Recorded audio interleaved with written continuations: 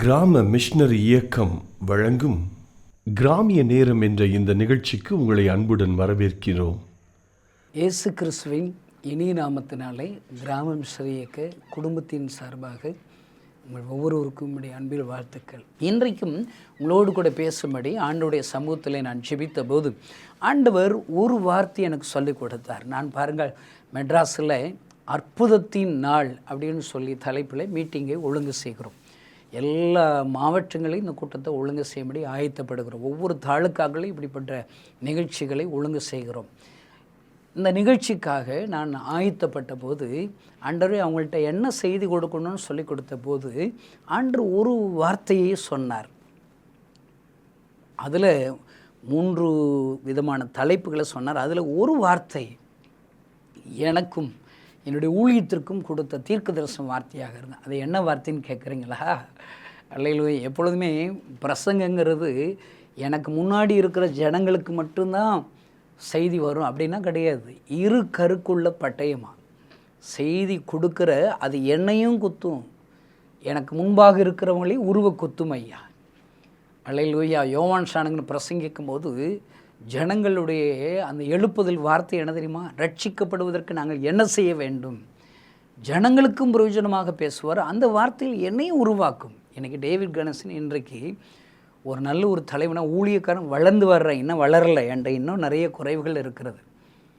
ஆனால் எப்படி இவ்வளோ பெரிய ஊழியனாக மாறினேங்கிறதுக்காக நான் என்றைக்கு ஆண்டோடைய வார்த்தைகளை பிரசங்கிக்க ஆரம்பித்தேனோ மற்றவர்களுக்கு பிரசங்கிங்கிற அந்த வார்த்தை எனக்கும் வருகிறது, என்னை நோக்கி வருகிறது. நான் என்னை தாழ்த்தி ஒப்பு கொடுக்கிறேன். மற்றவர்களுக்கு பிரசங்கிக்கிற நான் தானே அபத்தமாய் போகாதபடி எனக்கு கிருபை தாரும் ஆண்டவரேன்னு சொல்லி அழுது நான் ஆண்டவருடைய சமூகத்திலே ஒப்பு கொடுக்கிறேன். நீங்களும் எனக்காக ஜெபித்து கொள்ளுங்கள்.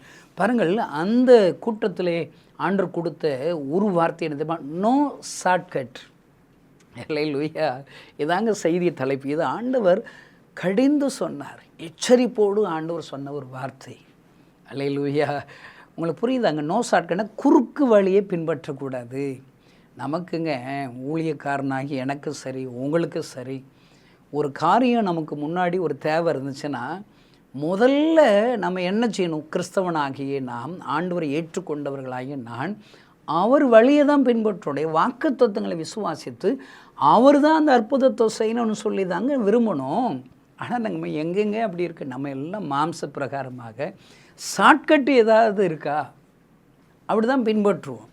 பாருங்கள், ஈசாக்கு இருக்கிறார், அவங்களுடைய 2 பிள்ளைகள் ஏலி யாக்கோபு இருக்கிறார்கள். இப்போ ஈசாக்கு சொல்கிறார், எப்பா நான் மரணம் சாக போகிறேன், அதற்கு முன்பாக என்னை சந்தோஷப்படுத்து, நீ போய் நல்ல வேட்டையாடி எனக்கு பிடிச்சாப்புல சமைச்சு கொண்டு வா, நான் உன்னை ப்ளஸ் பண்ண விரும்புகிறேன், சில ஆசீர்வாதங்களை சொல்லி உனக்காக ஜெபிக்க விரும்புகிறேன் என்று சொல்லுகிறார். பாருங்கள், இதை கேட்டுக்கிட்டு இருக்கிற அவங்க அம்மா, யாக்கோபுடைய அம்மா என்ன செய்கிறாங்க? குறுக்கு வழியை பின்பற்றுறாங்க. ஏன்னா 2 பிள்ளைகள் இருக்குது. அப்பா ஒரு பிள்ளையை நேசிக்கிறாங்க, அம்மா ஒரு பிள்ளையை நேசிக்கிறாங்க. இப்படி இருந்தாலே ஒன்றும் விளங்காது. இந்த செய்தியை கேட்குற நீங்கள் யாருனாலும் சரிதான், நல்லா ஞாபகம் வச்சுக்கோங்க. உங்கள் பிள்ளைகளை ஒன்றாக நேசிக்கணும். இந்த பிள்ளை தான் பிடிக்கும், அந்த பிள்ளை தான் பிடிக்கும்ல. பட்சபாதம் இல்லாத தேவன், அந்த ஆண்டவர் உங்கள் உள்ளத்தில் இருக்கான எல்லா பிள்ளைகளையும் சரிசமமாக நேசிக்கணும். லூக்கா 15 ஒரு தகப்பன் இருக்கிறார், அவங்களுக்கு 2 குமாரன் இருக்காங்க. ஒன்று என்ன? மூத்த குமாரன். இன்னொரு பேர் என்ன? இளைய குமாரன். நம்ம இளைய குமாரனை கெட்ட குமாரன், நான் சொல்லுவேன் கெட்ட குமாரனை மூத்த குமாரன் தான். அல்லேலூயா. ஆனால் இந்த தகப்பன் பாருங்கள், அந்த 2 பிள்ளைகளையும் சரிசமமாக நேசிக்கிறார். இளைய குமாரனுக்காகவும் ஆண்டவர் காத்திருக்கிறார். மூத்த குமாரனுக்காகவே அவன் வெளியேறான், பொறாமையினால் வெளியேறான். அவனுக்காக போய் பரிந்து பேசுகிறார். இப்படிப்பட்ட அன்பு உள்ளவளாக நானும் நீங்களே இருக்கணுங்க. அல்லேலூயா. பாருங்கள், ஈசாக்கு ஒரு பிள்ளையை நேசிக்கிறாங்க, அவங்க ஒய்ஃபு ரெபெக்காள் அவங்க இன்னொரு பிள்ளையை நேசிக்கிறாங்க. இதில் அம்மாவுக்கு நான் நேசிக்கிற யாக்கோபுக்கு அந்த ஆசீர்வாதம் வந்தோன்னு சொல்லி ஷார்ட்கட்டை சொல்லி கொடுக்குறாங்க. அல்லேலூயா. இந்த செய்தி கேட்குற அன்பு சகோதரனே சகோதரி, உங்களோடு என் ஆண்டவர் பேச சொல்லுகிற தீர்க்க தரிசன வார்த்தை, நோ ஷார்ட்கட், குறுக்கு வழியை பின்பற்றாதீங்க. உங்களுக்கு ஒரு வசனம் வாசிக்கிறேன். நீதிமொழிகள் 14ஆம் அதிகாரம் 12ஆம் வசனம், மனுஷனுக்கு செம்மையாய் தோன்றுகிற வழி உண்டு, அதன் முடிவோ மரண வழிகள். அன்பு சகோதரனே, உனக்கு உன் சிந்தனையில் நிறைய வழிகள் உனக்கு செம்மையாய் தோன்றும், ஆனால் அதெல்லாம் மரண வழிகள். நான் சொல்கிறேன், இங்கே உலகத்தில் இருக்கிற ஒவ்வொரு ஆண்டவரால் சிருஷ்டிக்கப்பட்ட மனுஷர்களுக்கும் ஒரே வழிதான் இருக்கிறது. நானே வாசல். அல்லேலூயா. சிலுவை தாங்க அவர் வாசல். பரலோக ராஜ்யத்திற்கு, நித்திய சந்தோஷத்திற்கு அடைவதற்கு ஒரு வழி தான் இருக்குது. ஜீசஸுடைய வழி தான். அவருடைய இரத்தத்தினால் கழுவப்பட்ட ஒரு வாழ்க்கை தான் ஒரே வழி. ஜெபம் என்கிற வழி தான் இருக்கிறது. வாக்குத்தத்தங்களை விசுவாசிக்கிற வழி தான் இருக்கிறது. அல்லேலூயா. 12 வருட பெரும்பாடலோ சரி, அடிக்கடி எனக்கு பிடித்த அந்த அம்மாவை நான் என்ன சொல்லுவேன்னா, பிஷப் அம்மா அப்படின்னு சொல்லுவேன். அல்லேலூயா. அந்த அம்மா ஏன் பிஷப்ங்கிறது ஒரு உன்னத பொறுப்பு உள்ள ஒரு தலைவர். நம்ம எல்லாம் பிஷப்னாலே ஒரு மனசில் ஒரு பெரிய ஐயா, அந்த பொறுப்பில் வர்றதுக்கு அர்ப்பணிப்பு இருக்கணும், ஜெபம் இருக்கணும், தாழ்மை இருக்கணும். அல்லேலூயா. இன்றைக்கி நிறைய இடங்களில் கொஞ்சம் ரூபா கொடுத்தாலே பிஷப் பட்டம்னா கொடுத்துட்றாங்களாம், கேள்விப்பட்டேன். ஆனால் நான் சிலருக்கு பிஷப் பட்டம் கொடுக்கலான்னு சொன்னால் இந்த பெரும்பாடலோஸ்திரிக்கு தான் கொடுப்பேன். ஏன்னா அந்த அம்மாவுக்கு யாரும் சொல்லி கொடுக்கல. என்ன சொல்லி கொடுக்கல? இயேசு கிறிஸ்துவோடைய வஸ்திரத்தின் ஓரத்தை தொட்டால் போதும், உனக்கு சுகம் வந்துடும். யார் சொல்லி கொடுத்தா? அந்த அம்மாவா இயேசு கிறிஸ்துவை பற்றி கேள்விப்பட்டு ஒரு எண்டுக்கு வர்றாங்க. இவ்வளோ பெரிய வல்லமையுள்ள ஆண்டவர் இருப்பாரனால், அவர் ஜீவிக்கிற இயேசுவாக இருப்பதினால், அற்புதங்களை செய்கிற இயேசுவார். எனக்கு ஒரு ஆப்பர்ச்சுனிட்டி வரும்போது நான் ஒன்றும் அவர் பார்க்க வேண்டாம், அவர்கிட்ட பேச வேண்டாம், என் வியாதிகளை விலைக்கு சொல்ல வேண்டாம், அவரை வஸ்திரத்தின் ஓரத்தை தொட போகிறேன், அவ்வளோதான். வல்லமை இறங்கிரும். இந்த முறைகளை யாரும் சொல்லித்தரலைங்க. 27 வருஷங்களாங்க இந்த ஏசப்பாவுடைய வார்த்தைகளை நான் பிரசங்கம் பண்ணுறேன். எனக்கு ஊழியம், நான் ரட்சிக்கப்பட்ட உடனே என் கையில் முழுச பைபிளே இல்லைங்க. நான் ஊழியம் செய்ய ஆரம்பிச்சிட்டேங்க. யாருங்க சொல்லி கொடுத்தா? யாரும் சொல்லி கொடுக்கலைங்க. என் ஆண்டவருடைய அன்பு என்னை நெருக்கி ஏவுனது ஐயா. நான் ஏன் ஊழியத்திற்கு புறப்பட்டு போனேன்? யாரும் எனக்கு சொல்லி கொடுக்கல. ஏசப்பா என் கண்ணீரை துடைச்சார். சாக கிடந்தேன். டாக்டர்கள் என்னை மறுத்து விடுவேன் என்று சொல்லிவிட்டார்கள். 6 மாதத்தில் மறுத்து விடுவேன் என்று சொல்லிவிட்டார்கள். எனக்கு தோன்றின வழிகள் எல்லாம் அங்கே போயிடணும், அங்கே போனால் சுகம் கிடச்சிரும், இங்கே போனால் சுகம் கிடச்சிரும். எத்தனை இடத்திற்கு போயிட்டேன், ஆனால் ஒன்றுக்கும் பிரயோஜனம் இல்லை. செமையாய் தோன்றுகிற வழிகளை நான் பின்பற்றி பார்த்தேன். ஒரு மாற்றம் இல்லை, நடக்கக்கூட முடியல. கட்டாயம் செத்து போயிடுவேன்னு சொல்லுகிற அந்த நிலைமையில் என் மனதில் ஒரு எண்ணம் வந்தது. இயேசுவை பின்பற்றினால், நான் இயேசுவை முயற்சித்தேன். நான் ட்ரை ஜீசஸ். அநேகருக்கு நான் சொல்லுவேன், இவ்வளோ முயற்சி பண்ணிட்டீங்களே, உங்கள் சொந்த பலத்தை யூஸ் பண்ணிட்டீங்க, ஞானத்தை யூஸ் பண்ணிட்டீங்க, நிறைய வழிகளை பின்பற்றி பார்த்துட்டீங்க. இயேசுவை முயற்சித்து பாருங்கள். ஒரு முறை இயேசுக்கு ஒரு சான்ஸ் கொடுத்து பாருங்கள். இந்த செய்தி கேட்குற நீங்கள் யாராக இருந்தாலும் சரி, கிறிஸ்தவங்களாக இருக்கலாம், முகமதிய நண்பர்களாக இருக்கலாம், எந்த நண்பர்களாக இருந்தாலும் என்ன, ட்ரை ஜீசஸ். இயேசுவை ட்ரை பண்ணி பாருங்கள். ட்ரை பண்ணுறதுனா நான் மதம் மாறிடுமா? No no no no. இன்ன வரைக்கும் நான் மதமே மாறல. கணேசன் தான். எங்கள் அப்பா பேர் கற்பையா தான். எங்கள் அம்மா பேர் சரஸ்வதி தான். அல்லேலூயா. Try Jesus. எல்லா இடங்களுக்கு போய் இயேசு முயற்சித்தாலும் என்ன என்று சொல்லி ஆலயத்திற்கு சென்றேன். என் இருதயத்தின் ஆழத்திலிருந்த கண்ணீரோடு கூட நான் ஜெபித்தேன், அழுதேன். இயேசு கிறிஸ்துடைய வல்லமை என்னை தொட்டதையா, என்னை சுகமாக்கினதையா. டாக்டர்கள் ஆச்சரியப்படும்படி ஒரு அற்புதத்தை செய்தார். இன்றைக்கு நான் உயிரோடு கூட இருப்பதற்கு காரணம் இந்த இயேசு கிறிஸ்து எனக்கு கொடுத்த சுகம், இயேசு கிறிஸ்து எனக்கு கொடுத்த உயிர் பிச்சை. இந்த செய்தி கேட்கிற அன்பு சகோதரேஸ்வரன், நீங்கள் யாராக இருந்தாலும் சரி, எப்படிப்பட்ட நிலைமையில் இந்த வார்த்தைகளை கேட்டுக்கொண்டு இருந்தாலும் சரி, இந்த கணேசன் பிரசங்கிக்கிற இயேசு கிறிஸ்து உனக்கும் சுகம் தருவார், உனக்கும் அற்புதம் செய்வார். அல்லேலூயா. ஏசப்பா என் கண்ணீரை துடைச்சார். என் கண்ணீரை துடைச்சவரை நான் மறுதலிச்சிட்டேன். இயேசு தான் சுகமாக என்ன நிச்சயம்? நம்ம தான் செம்மையாய் தோன்றுகிற அநேக வழிகள் நம்ம பின்பற்றணுமே. இயேசுவின்ற வழியும் பின்பற்றினோம். எந்த வழியில் நமக்கு சுகம் அடிச்சுன்னு அவர் மறுதளிச்சாச்சு. நன்றி இல்லாத கிறிஸ்தவனாக சிகரெட் சாராயம் குடிக்க ஆரம்பிச்சாச்சு. இன்றைக்கி எழுப்புதல் இல்லாததுக்கே காரணம் தெரியுமா? கிறிஸ்தவங்க இயேசுவை ஏற்றுக்கொண்டவருக்கு நன்றி இல்லைங்க. ஆண்டவர் உனக்கு ஒரு சொந்த வீடு கட்டி கொடுத்துருக்காரா? அப்போ ஏசப்பாவுக்காக ஒரு சர்ச்சு கட்டி கொடுக்க வேண்டாமா? சோனமியாளுக்கு இருக்கிற அந்த அறிவுங்க நமக்கு இருக்குதாங்க. நம்ம ஒரு வீடு கட்டியிருக்கிறோம். ஏசப்பா நம்ம தங்கி இளைப்பாருக்கு ஒரு வீடு கட்டி கொடுத்துருக்குறார். அந்த வீட்டில் ஊழியக்காரங்க தங்குறதுக்கு ஒரு மாடியில் ஒரு சிறிய அறை கட்டணும்னு சொல்லி அந்த அம்மாவுக்கு ஒரு ஆசை வருது பாருங்க, எண்ணம் வருது பாருங்க.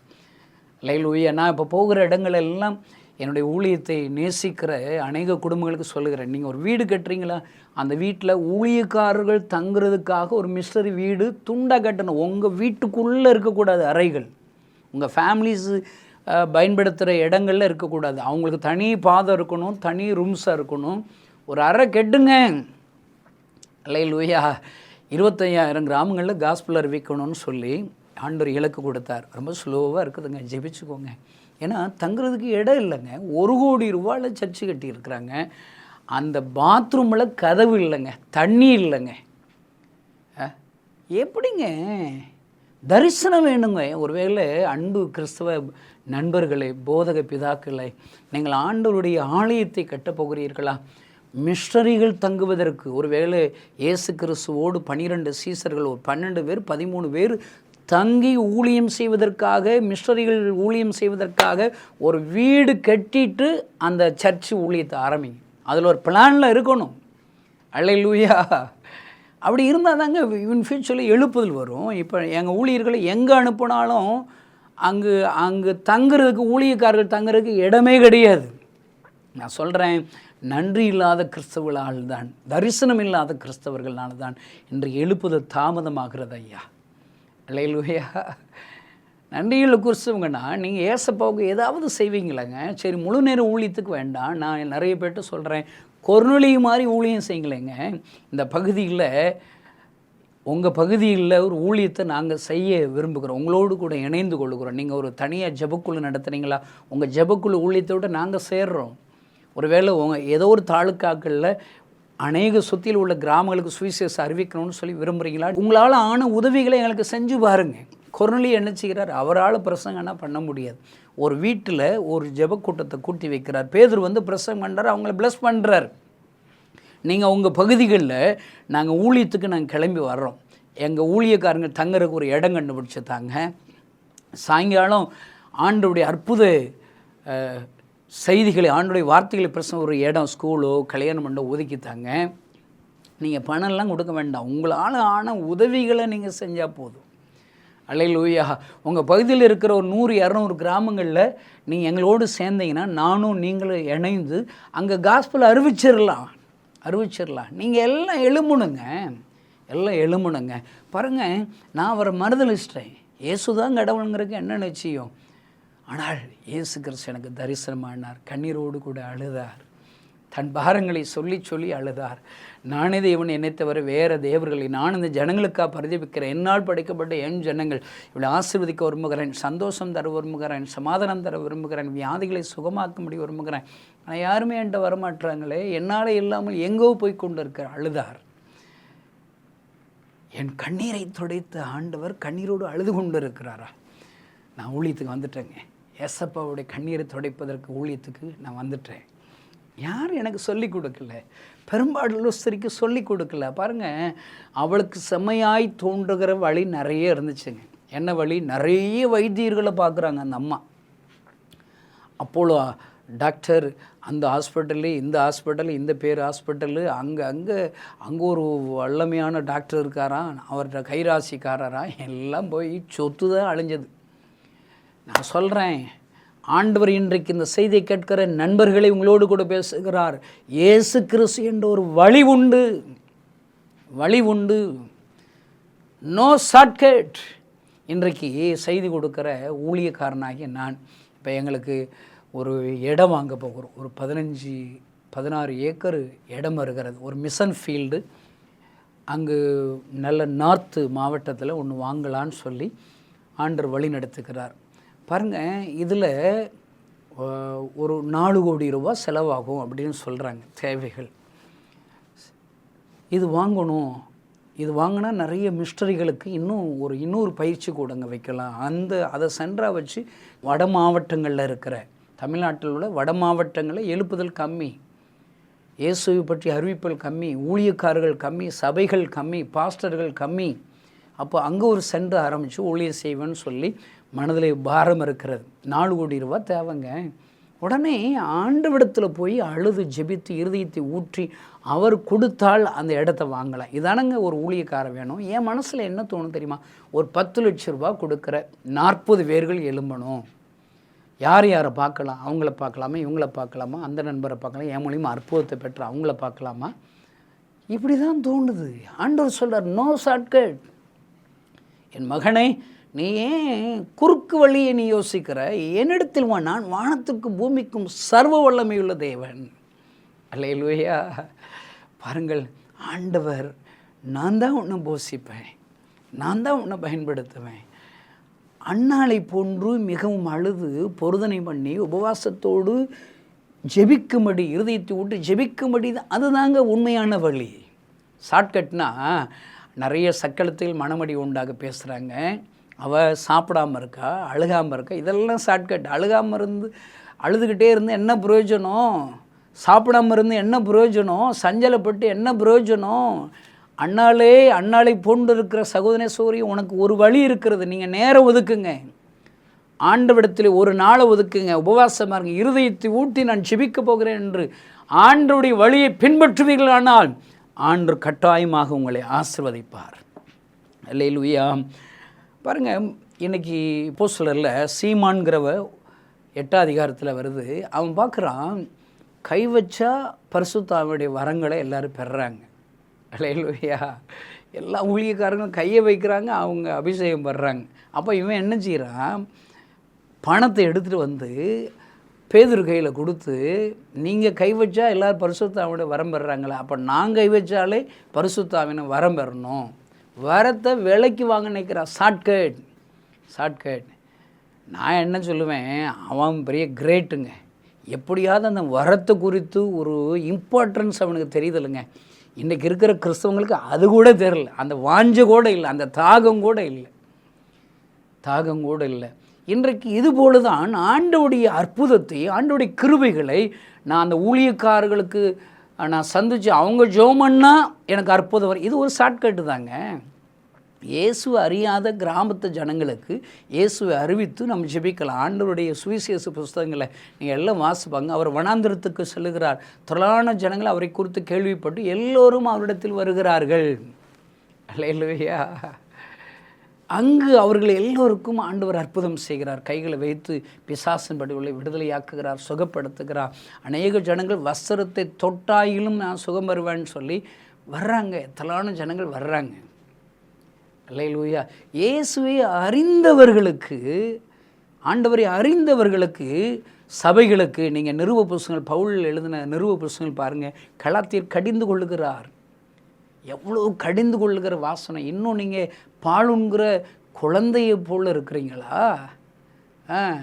காலத்தை பார்த்தால் போதகராக இருக்க வேண்டி நீங்கள் இன்னும் குழந்தையாக இருக்கீங்களா? அன்பு கிறிஸ்தவ நண்பர்களே, நீங்கள் குழந்தை கிடையாது.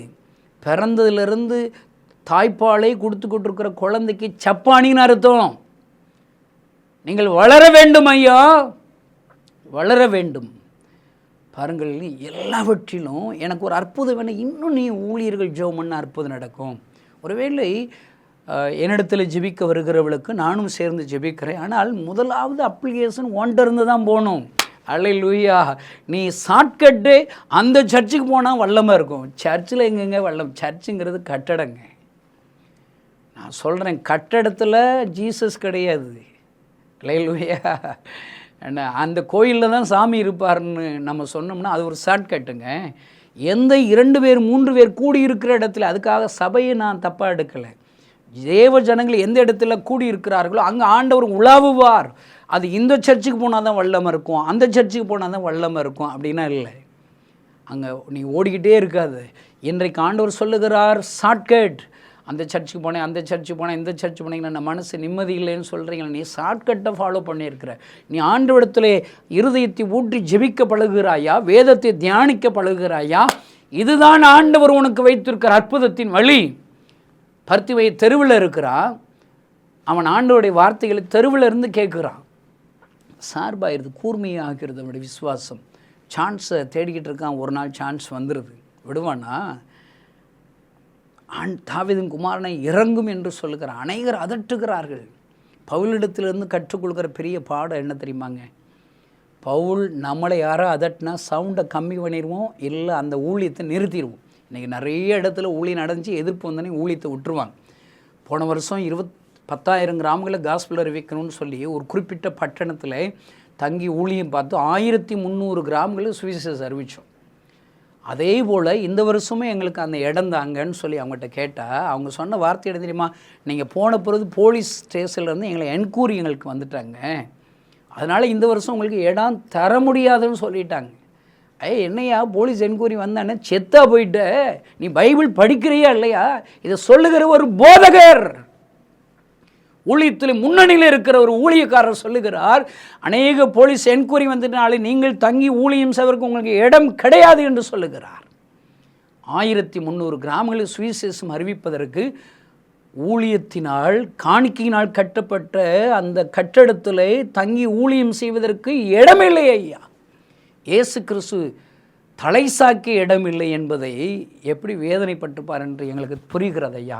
அன்பு கிறிஸ்தவ நண்பர்களை, ஆண்டவர் உங்களோடு கூட இன்றைக்கு இடைபடுகிறார், பேசுகிறார். ஆண்டவருக்காக ஏதாகிலும் செய்ய வேண்டும். அப்படிப்பட்ட ஆலயத்திலே வசனத்தை கேட்கிறவர்களுக்கு இல்லாத விசுவாசம் தெருவில் இருக்கிற பர்த்திமேய்க்கு இருக்கிறது. அவனை அதட்டுகிறார்கள். இங்கே அதட்டுனா ஊழியத்தை விட்டுறாங்க, ஊழியம் செய்கிறதுக்கு இடம் கொடுக்கறது இல்லை. பிரச்சனை வந்துடும் இருந்தீங்கன்னா வர வேண்டாம், மிஸ்டரிகள்லாம் தர வேண்டாம். எங்களுக்கு 1300 கிராமங்களில் சுவிசேஷம் அறிவிக்கிறது முக்கியம் கிடையாது. எங்களுக்கு எதிர்ப்பு இல்லாமல் சொகுசு வாழ்க்கை வாழணும், பிரச்சனை வரக்கூடாது. இப்படி இருந்தால் எப்படிங்க எழுப்புதல் வரும்? உண்மையான ஊழியக்காரன் எந்த இடத்துல பிரசங்கித்தாலும் அங்கு கொஞ்சம் பிரச்சனை வருங்க. இயேசு கிறிஸ்து பிரசங்கிக்கிற இடத்துல நிறைய எதிர்ப்புகள் வந்துச்சு. பவுல் பிரசங்கிக்கிற இடத்துல பெரிய எதிர்ப்புகள் வந்துச்சு. எதிர்ப்புகளே இல்லையா? உங்கள் ஊழியத்தை கொஞ்சம் யோசிக்கணும். உங்கள் ஊழியம் பரலோகத்தை அசைக்கலை, பிசாசின் உலகத்தை அசைக்கலை. உங்களை ஊழிய பாதைகளை சோதித்து பாருங்கள். உங்களை கொஞ்சம் ஊழிய முறைகளை மாற்றுங்க. உங்கள் ஊழியம் பரலோகத்தை அசைக்கவில்லை, பரலோகத்தை எற்றினவில்லை, பிசாசு உலகத்தை பயப்பட வைக்கவில்லை ஐயா. பர்த்திமையும் பாருங்கள், பர்த்திமையிட்ட நிறைய பாடம் கற்றுக்கொள்ளலாம். அவன் அதட்டுனா சவுண்டை கம்மி பண்ணு, இன்னும் சத்தம் எடுக்கிறான். இதுவரைக்கும் ஜெபித்த ஜெபம் ஆண்டவரை எட்டவில்லை, ஆண்டவரை திரும்பி பார்க்க வைக்கவில்லை, இன்னும் அதிகப்படுத்துகிறான். அன்பு கிறிஸ்துவ நண்பர்களே, இன்றைக்கு ஆண்டவர் சொல்லுகிற, ஐயோ இதுவரைக்கும் நான் ஆண்டவரை பின்பற்றி பார்த்தேன், எனக்கு அற்புதம் நடக்கலையா? அன்பு சொல்லி இன்னும் கொஞ்சம் அதிகமாக ஜெபத்துக்கு நேரத்தை ஒதுக்கி பாருங்கள், இன்னும் கொஞ்சம் அதிகமாக பொருதனை பண்ணி பாருங்கள், இன்னும் உங்களை பரிசுத்தப்படுத்துங்க, இன்னும் கொஞ்சம் காரியங்களை சரிப்படுத்துங்க. ஒரு வழிதான் இருக்குது, இயேசு கிறிஸ்து வந்து கொண்டிருக்கிறார். பர்த்திமேய்க்கு ஒரே வழிதான் இருக்கிறார். அவர்தான் சுகமாக்க முடியும், அவர்தான் குருடான கண்களை திறக்க முடியும்.